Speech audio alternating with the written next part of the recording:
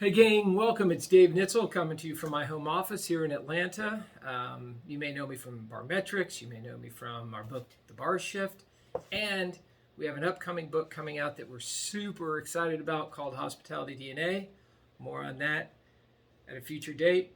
Today, I want to talk to you about really what we've become known for, sort of our primary revenue source, which is inventory audits, but maybe not in the way that you think. I'm not here to pitch the idea that you really need to know what's going on in your bar program to maximize your profits through knowledge and that sort of thing. A little bit more on the people side of things today.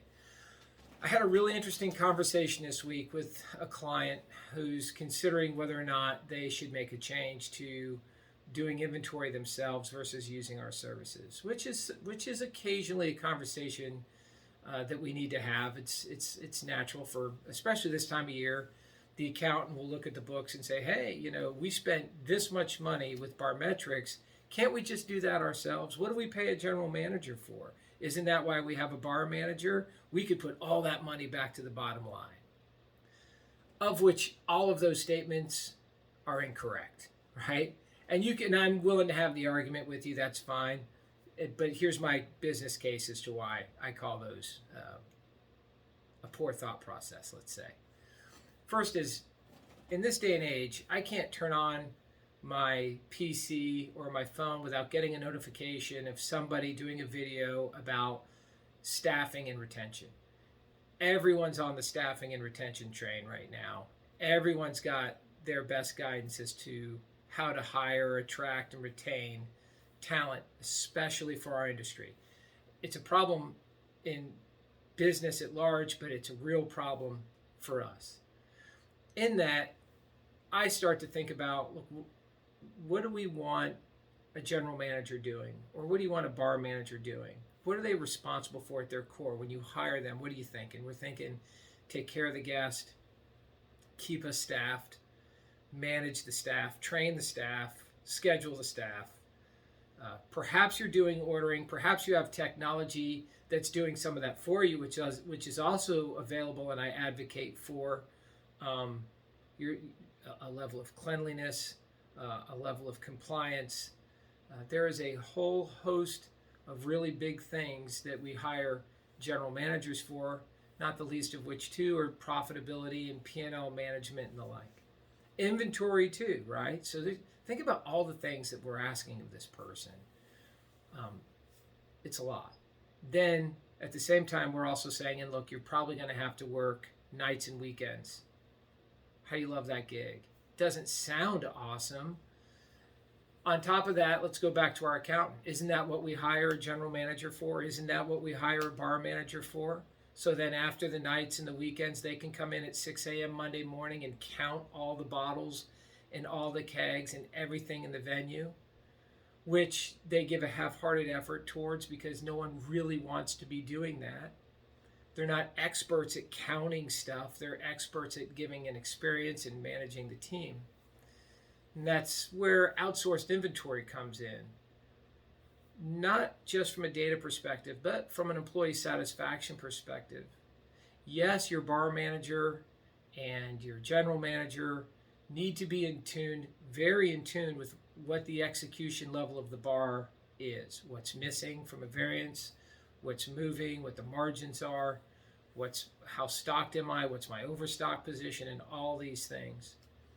But it doesn't require them to count bottles to do that. Having a company come in and do that for them and the ownership, show the data, say, look, we did all this work, right? With our full focus. We didn't come in reluctantly at 6 a.m. We came in gleefully at 6 a.m. This is when we work. This is our scheduled hours.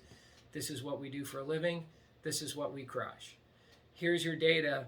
Now, go act on it, which is in that list of things that you're hiring the GM or the bar manager for, the employee management and the execution stuff. That's wheelhouse. Give me the information and I'll manage the business. But they're not necessarily the information gatherers. That's a whole nother gig. So we start to pile that on, which in my opinion is really bad business. It was bad business before there was a hiring crisis. It's especially bad business in a hiring crisis. because you're asking people to do more, and you're asking them to do something that they hate doing, and they know they're not doing it well, which leads me to the next big point, which is no one's in the business of providing data that gets them fired. So if I'm working 6 days a week, nights and weekends, busted my tail, I'm not coming in on Monday and giving myself a bad report card. Just not doing it. So at best, what I'm going to do is I'm going to count everything to the extent I feel is a viable count, and then I'm going to report that back up the chain such that we can make an order for the next week and have a number that looks like it accurately reflects where I'm supposed to be in the business from a profitability perspective. Now, whether that means I had to juice the numbers here and there, who's double checking? Who's validating anything? Nobody's doing that. Nobody's doing that. So if you're doing your own counts in your business, when's the last time you sat down with your general manager or your bar manager after they've self-reported and you reconciled the data and said, hey, look, I've got a problem. It looks like we're short 4.5 bottles of Tito's. We're short 2 bottles of Hennessy. I'm short 3 bottles of Jack. I've run the numbers on the recipes and the sales and popped them against your counts and your previous counts and what we should have and what we do have. Right? Those conversations aren't happening because the labor isn't doing that work and the knowledge set isn't there. So it gets really, really difficult, and it creates huge opportunity gaps in profitability for restaurant owners. So when people figure out what your target number is, people stop looking at what the target number could be. And there's a big number there. So if you're a bar and restaurant owner and you're saying, hey, look, I would be thrilled. So a different meeting I had recently, this is a good example. These are all real life stuff. I was working with a client, obviously can't say who, big place, doing big numbers. They're profitable. And they're running a plus 30% bar cost, alcohol cost, right? Obviously they know that's not good. So their numbers were so bad they couldn't even hide the bad numbers. So they invited us in, said, hey, where do you want to be? So we don't dictate that. Where do you want to be? Well, we'd like to be, it'd be amazing to be at 24%. I was like, look, there's almost no doubt in my mind that a place like this should and could be 24%. Let's go for it. So we did. Now it took us a year, but a year later, we're not at 24%. We're at 18, right? They didn't even know what they were capable of being. They only knew where they were and what they wanted, but not what they were capable of. And the dirty little secret is, not only are they at 18, but they can run a 15 at this place, if they so choose, right? Which is there's a different skill set to get to that 15. But imagine a world where you're running a plus 30, and you could be running a 15. But you have and this is a big place, so the bar staff is in there counting stuff each week and reporting a number that's not actionable. No one knows what to do with anything. The amount of profits left on the table is a tragedy, an absolute tragedy.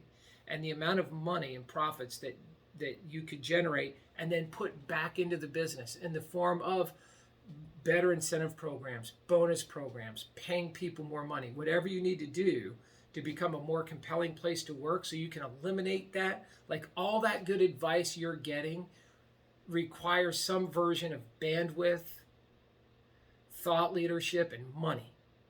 But if you don't have that, you need to go get some of that. You got to harvest some of that stuff first in order to reinvest in the business. You have to have something to reinvest back. So if you're able to outsource your inventory program, you're going to generate profitability that you didn't have before, and you're going to generate time that you don't currently have, that your team doesn't need to do this anymore. The third really cool thing about it too, whether you're using us, which we're a very small company, we're not everywhere. So I'm advocating for anyone who is an outsourced inventory solution for your business. This isn't having an app on your phone with someone scanning stuff. So that's still self-reporting. Self-reporting is no good unless you are the owner, you're doing the audits, and you have a really small venue and too much time on your hands. If that's your scenario, self-reporting on an app or anything like that is great. If you're not that scenario, listen to me. Outsourcing your inventory is a great idea to professionals.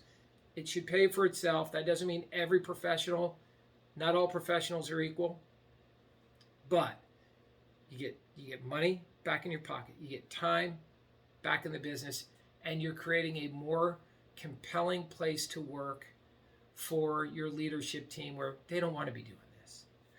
Typically what we find is people who want to do inventory, like, so once in a while we'll bump into someone like a GM or a district manager or someone who's like, no, man, I do all that myself. I don't need someone doing that. I know how to do it. You think they're passionate about counting bottles? No, they're passionate about keeping control of the business and controlling the information flow and the data. I don't need that heat. We get a lot of that too. We see it all. Hundreds and hundreds of venues that we do this with. We have seen it all from a personality perspective and from a leadership perspective. My advice, what we know is 100% true, it's more relevant now than it's ever been, is outsourcing things that are outside your core competencies are a good idea, if not a great idea. Self-reporting is a bad idea on any level. And having services that pay for themselves plus is a good idea. And I would say as a final note, having additional resources in the business in today's day and age is another added benefit. If you can have the talent of third-party management that's coming in and putting eyes on your business, the amount of times that my team sees things in the business that are not inventory related that really help, it could be a cleanliness issue. It could be a security issue. It could be staffing issue. People start to talk to us and tell us things about that's going on. We work for the ownership of the business. So if we can coach back things that are outside of inventory, but obviously inside the idea of being a good coach and business partner, we do that too. So I guess in review, right, to sort of sum this up, if you are living in the camp of that's what I pay my GM to do, or if it's your accountant telling you, hey, why do we pay these folks so much money? Or if you're just a control freak about your numbers, those are mostly all suboptimal ideas.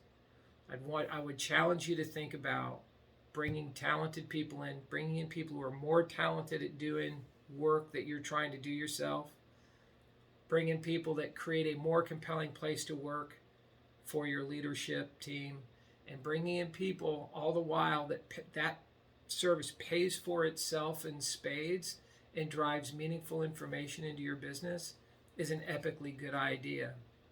So you can think of this a little bit as perhaps I'm ranting today a little bit more than, well, I don't know that I rant. Maybe I rant.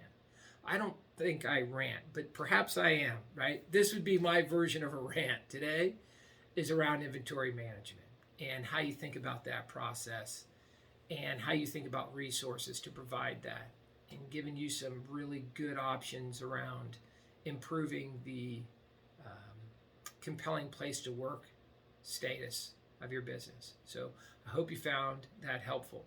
If you'd like to talk about this with me more, you can obviously do it in the chats and the comments. You can message me directly. You can always find us at barmetrix.com if you want to have an inventory based conversation. We're happy to have it there. You'll find a way to contact us and a list of resources there as well. So easy to get a hold of me. If you direct message me too, I'll also make my phone number available to you if you want to have that conversation, okay? So hopefully that was useful, and I appreciate your time. And until next time, keep an eye out for the new book.